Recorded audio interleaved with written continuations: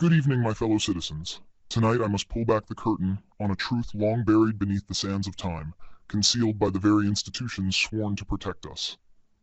The tale I tell you is not one of myth or legend, but of cold, calculated reality.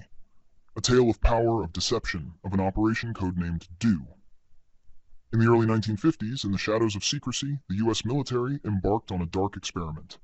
Under the guise of safeguarding freedom, they unleashed a silent storm, Operation DO, a series of tests that spread biological agents across the unsuspecting land. These agents, Serratia marcescens and Bacillus globigii, were scattered like whispers in the wind over the coasts of Georgia and North Carolina, drifting across our soil, our homes, our lives. But this was no simple exercise in defense.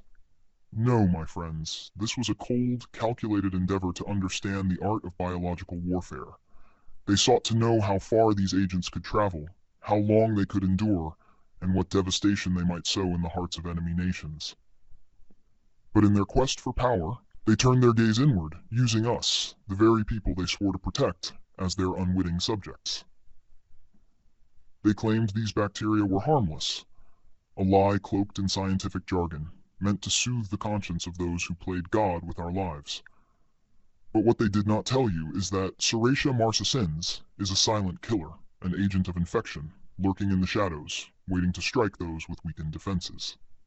What they did not tell you is that their tests, their Operation DO, were conducted without a whisper of consent from the people whose lives they endangered. And now, decades later, the truth emerges, like a specter from the past, demanding justice, demanding answers. How many lives were altered? How many suffered in silence, never knowing the cause of their pain?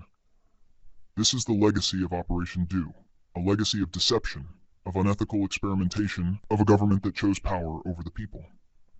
But let this revelation be more than just a history lesson.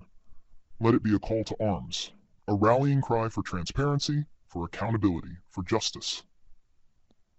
We must not allow these transgressions to be swept under the rug of history. We must demand that those in power answer for their actions, that they lay bare the truth of what was done in the name of security. For it is not enough to simply remember, we must act. We must ensure that never again will the innocent be sacrificed on the altar of power. Never again will we allow the shadows of secrecy to cloak the truth. The time has come to stand up, to speak out, and to reclaim the power that rightfully belongs to the people. Operation DO may be a dark chapter in our history, but it is also a reminder that we the people hold the true power. And with that power we will write a new chapter, one of transparency, of justice, and of a future where the government serves the people, not the other way around. The time for silence is over. The time for action is now. Together we will ensure that the legacy of Operation DO is not one of shame, but of change.